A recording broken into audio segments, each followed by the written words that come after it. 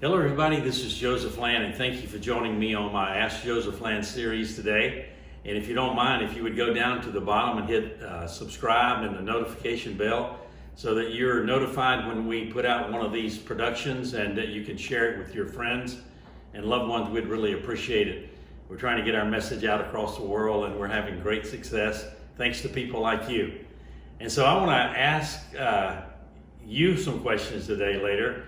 But I'm going to take Ask Joseph Land questions that were given to me this past week and have some fun with it. I'm sitting here in my home in South Carolina and just relaxed on a weekend thinking about these, and I just wanted to get out my answers and share with you some important information that I think mindset will help you be a better person, a better entrepreneur, a better businessman, or help you develop your dream, which is critical in your life. So Gary asked me this: what do you consider as very important in keeping your business afloat during these trying times or these difficult times?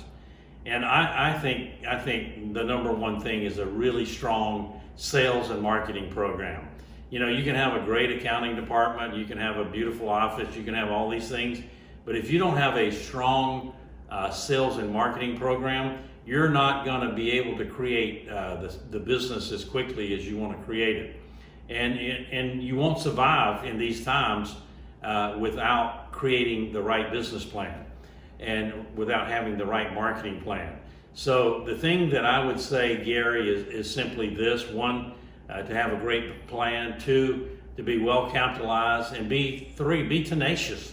Be tenacious about what it is you want to accomplish. And it doesn't matter what kind of times we're in.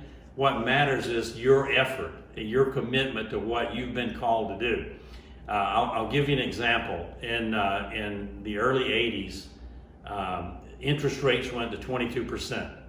And I'm running a lot of refrigerated trucks and trailers, and I'm thinking, how am I going to survive this? But I quickly corrected that thought process. I said, you know what? I got a great marketing program. I got great customers. I got people who need my service and my product. I am definitely sticking with my plan, and I'm going to pass along these costs, and I'm going to share with my clients why I'm having to do it, and everybody hopefully will work together and be successful. Heck, our business grew during that time. And so, you know, difficult times are difficult for people who think they're difficult. Difficult times are not difficult for people who don't think they're difficult. You know, I see everything as an opportunity, and so when difficult times are on the horizon, or we're experiencing difficult times, hey, that's a chance for somebody to make some really serious money, and I'm going to be that person. I'm going to figure a way to win. I have a saying that I want to share with you. You know, all we know is win. All we know how to do is win. And so you need to adopt that too. And so in difficult times, hey, all I know how to do is win. I'm going to figure a way. Teresa said, how much accounting do you need as an entrepreneur to be successful in a business or develop your dream? Well, I went to undergraduate school. I majored in marketing and finance. I also took 2 courses on accounting. And then I went to, finish business school and so forth, and got a great education. But when I really got a great education is when I started out in the business world, and I had to really learn practically how to do things. And so here's my tip to you. You can learn accounting, you can learn any skill, you can teach yourself any skill, and that's what I've done. I understand accounting, I know how to look at a balance sheet, I understand cash flows, I understand all those things. But I taught myself over the years. And so if you have a willingness to learn and teach yourself and learn from others, then you will be successful, and you don't need to be all worried about how much accounting you need and any of that stuff. What you need to be concerned about is your tenacity and going after your dream, and all those things will fall into place. Here's what I suggest to every successful person who's starting out in a business: have a great accountant and have a great lawyer. I have a great CPA, I have a great lawyer, and they keep me within the lines of doing things the right way, accounting for things properly, doing things legally the right way, And so, that's what I recommend. Have a great accountant and a great lawyer. So thank you for that question, Teresa. Ryan said, how do you upgrade yourself as an entrepreneur? How do you upgrade yourself as a businessman? Number one, I'm always talking to other successful business people who've done what I want to do, or who are having success in the business. I'm asking them, hey, what are you doing? People talk about the pandemic and all of this stuff. I see my friends having great success during this time. And so I'm asking them, what adjustments are you making? How are you doing this? How are you doing that? What advice can you give me? Although I'm in a different sector of the business industry than you are, what advice do you think you could share with me that I might have overlooked? Those kind of things. That's how you keep the saw, so to speak, sharpened. Talking to people who are in the fight, who are in the arena just like you. The other thing I do is I'm constantly reading books. I have a commitment to read a book a month. I'm going to read 12 books this year. I'm constantly listening to podcasts. Have you guys plugged into the Joseph Land podcast? On that podcast, I'm interviewing entrepreneurs who are really in the arena doing the deal. And so that's how you learn. I'm listening to podcasts. I'm talking to other entrepreneurs, and I'm educating myself all the time. I'm reading positive books. I'm reading my devotionals every day. I'm reading in my Bible. There's a lot of wisdom in the Proverbs. I read the Proverbs every day.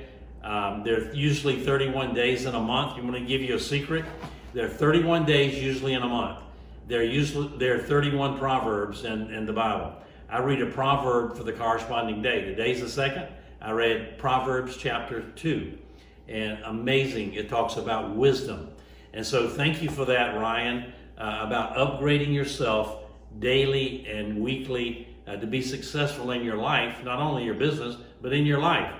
Brad asked me this question: what key thing will you share with us that we didn't ask you? What key thing would you share? Well, I have a saying, ready, aim, fire.